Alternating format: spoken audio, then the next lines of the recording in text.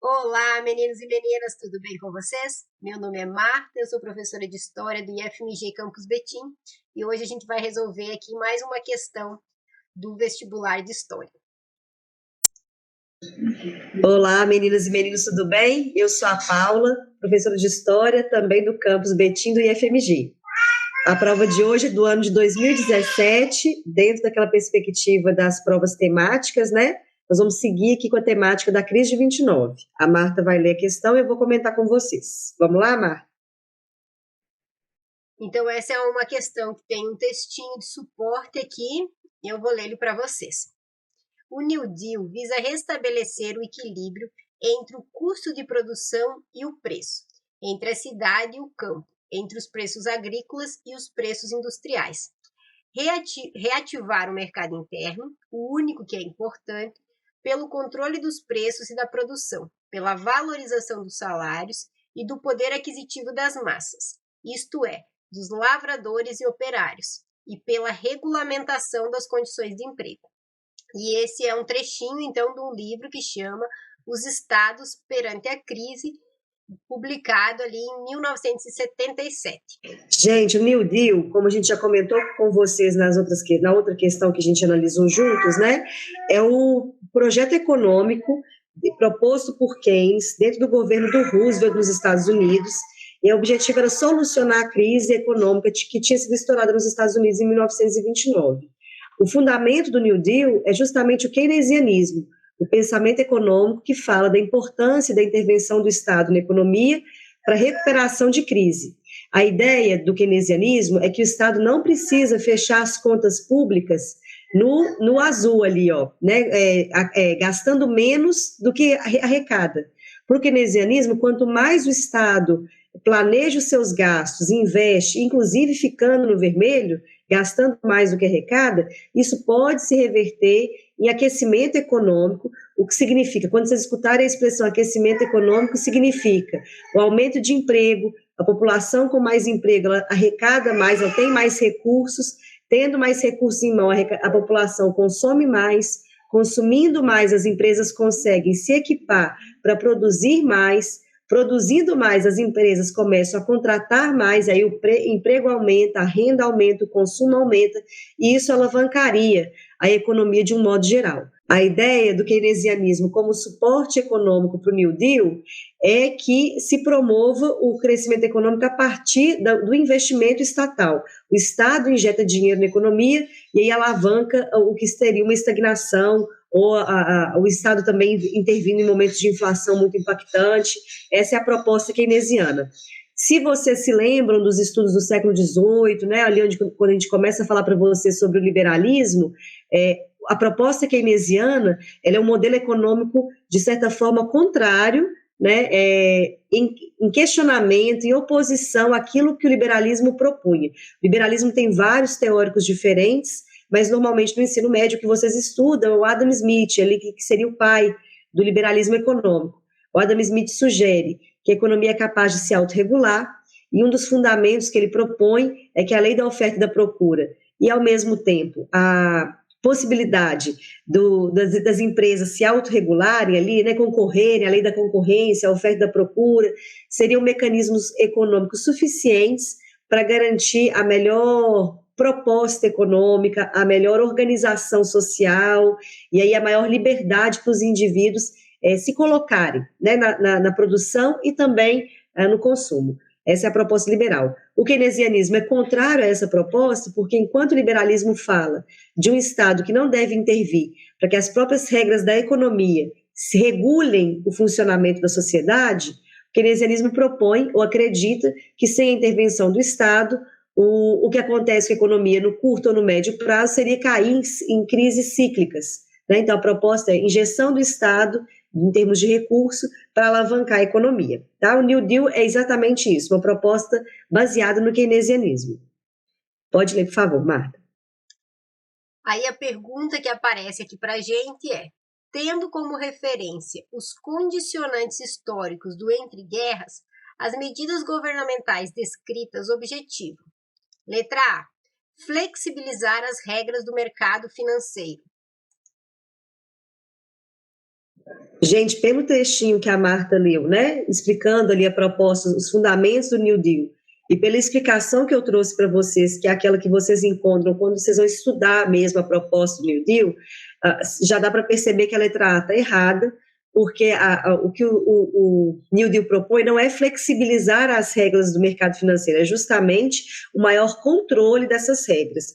Então, o Estado interferindo para poder impor regras novas, regras, inclusive, que facilitem ou que naquele momento introduzissem a necessidade das empresas serem mais transparentes com aqueles que estão acompanhando seus dados financeiros.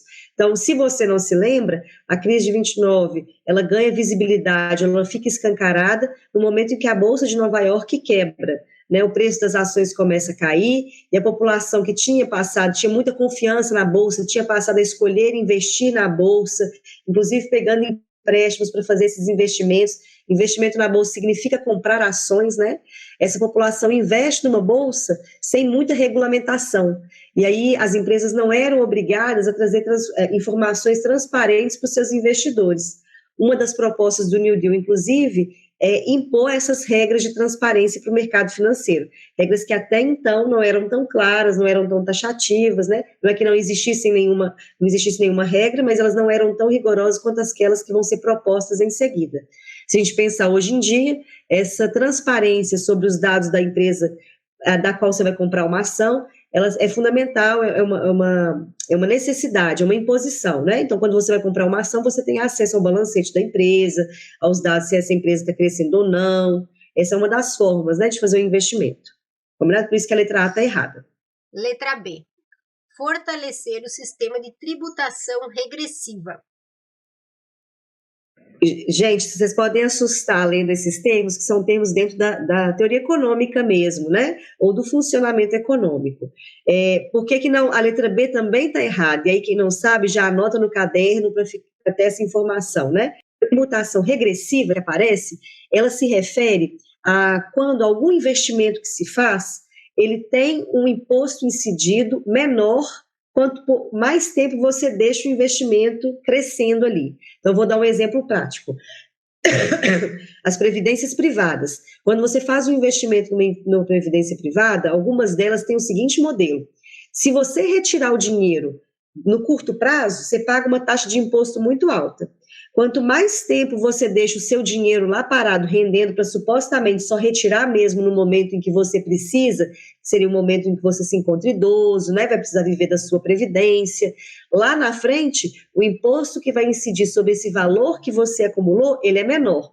Então, a tributação regressiva é, quanto maior o tempo que você deixa o investimento, menos impostos você vai pagar, tá? A ideia, no caso do New Deal, para o Estado, era tentar regulamentar a tributação em geral, inclusive aquela que incide sobre o consumo, que não é a regressiva. Era tentar rever a taxação, a tributação que existia nos Estados Unidos, para que a população mais pobre não continuasse pagando mais impostos do que os ricos. Se você cria um imposto que incide sobre o consumo, aquelas pessoas que têm, né, como todos nós, gastam a maior parte do seu dinheiro no consumo e não têm condições de investir, essa população tende a pagar um percentual maior dos impostos do que a população mais rica que consegue investir. Tá? Então, a ideia não é fortalecer o sistema de tributação regressiva, é fazer uma revisão do sistema de tributação. Era essa a proposta do New Deal. Letra C. Pode ir lá, Marta. Letra C. Introduzir os dispositivos de contenção creditícia. A ideia, gente, não é conter o crédito nesse momento do New Deal. Quando fala contenção creditícia, o que você, aluno, tem que pensar, mesmo que você não entenda da teoria econômica? Conter significa segurar, reduzir, controlar. E crédito é recurso, não é, gente? Então, o New Deal fala tanto do Estado injetando crédito na economia. Quando ele tenta, esse programa econômico, ele tenta pensar formas de incentivar a população a pegar o seu próprio recurso e injetar na economia. Uma população que vive em crise, como a que aconteceu em 29, é uma população que fica receosa em consumir. Quanto menos a população coloca o seu dinheiro em circulação, menos empregos vai se gerar, por conta daquela cadeia que eu já expliquei. Se a população não consome, as empresas têm que produzir menos. Se as empresas não estão produzindo muito, elas vão contratar menos. Menos pessoas contratadas significa menos pessoas com salários para consumir. Menos gente consumindo, menos produção, menos emprego, e aí, de novo, o ciclo que gera uma crise, né, da produção. E então, a ideia do New Deal não é introduzir dispositivos de conter o crédito, mas, na verdade, de injetar o crédito, de liberar o crédito, de incentivar o consumo, tá? Tanto os gastos do governo quanto os gastos das populações, das famílias. Letra D. Racionalizar os custos da automação industrial mediante negociação sindical. Então, isso, gente, o que significa racionalizar os custos da automação industrial? Essa alternativa D pode ser aquela que te gere mais dúvidas, porque ela sugere o seguinte, que é preciso, que o New Deal, essa proposta de intervenção do Estado na economia, se preocupou em garantir maior empregabilidade. Isso eu disse para vocês que está correto. Quando você discute os custos ali da automação industrial mediante negociação sindical, essa alternativa sugere para a gente que o governo se preocupou em evitar a automação, ou seja, evitar o uso de máquina para se contratar mais, né? Ela pode sugerir isso. Mas, na verdade, gente, o New Deal, quando ele racionaliza, ou ele não, apesar de existir a racionalização dos custos com a automação industrial, e aí negociando com o sindicato para não haver desemprego, né?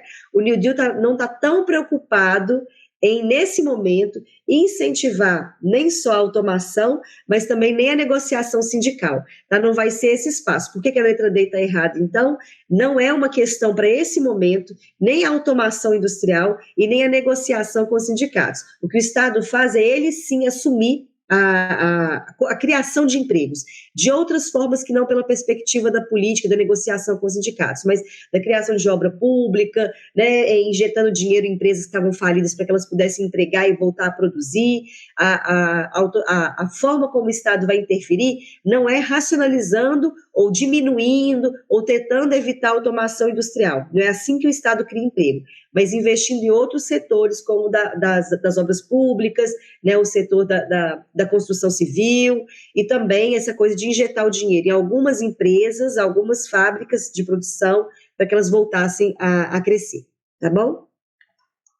Letra E. Recompor os mecanismos de acumulação econômica por meio da intervenção estatal.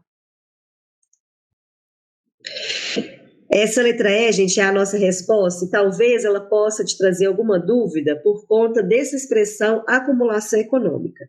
Então, recompor os mecanismos de acumulação econômica significa o quê?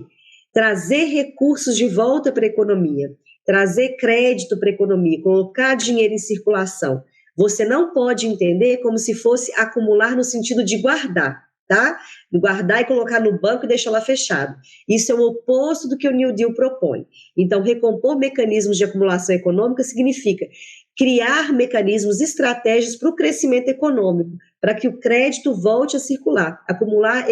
Acumulação econômica no sentido de enriquecimento novamente, de aquecimento da economia e circulação de crédito. Então, como eu disse para vocês, a grande marca do New Deal, aquilo que vocês têm que guardar, anotar no caderno, ter, né, como referência para o que é esse modelo econômico, é justamente a proposta da intervenção do Estado como a entidade que vai garantir a superação da crise. E isso, como que isso é uma proposta contrária e diferente do modelo liberal que existia nos Estados Unidos antes da crise estourar.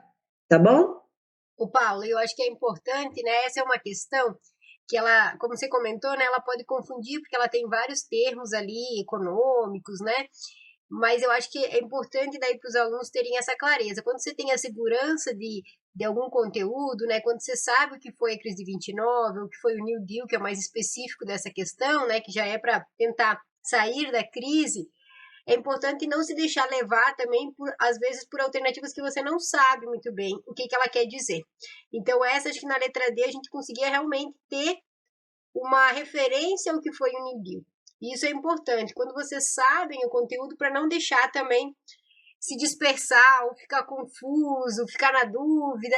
Se você conseguiu chegar numa alternativa, que é a alternativa que você tem clareza ali sobre o que está perguntando, você sabe o que é o New Deal, vai certo nessa, mesmo que você não tenha a total certeza se as outras estão bem corretas ou estão bem erradas, porque você não entendeu exatamente a alternativa, mas se você conseguiu achar uma alternativa que se encaixa naquilo que você sabe que seria o New Deal, vai nessa, porque às vezes você fica confuso e acaba escolhendo, né, a alternativa que não é a alternativa correta, tá bom? E concentrar, né, Marta? Fazer uma análise de vocabulário mesmo, que muita coisa que, apesar de ser uma expressão econômica, né, da discussão econômica de fato, grosso modo, você consegue tentar se aproximar do que significa, tentando ver o sinônimo mesmo da palavra, o que ela significa, a expressão mesmo, né? Tendo paciência e, como a Marta disse, confiança no que você sabe sobre o conteúdo, né? Acho que é isso, né, Marta? Gente, então, obrigada, até mais. Um abraço, pessoal, até a próxima. Fiquem bem.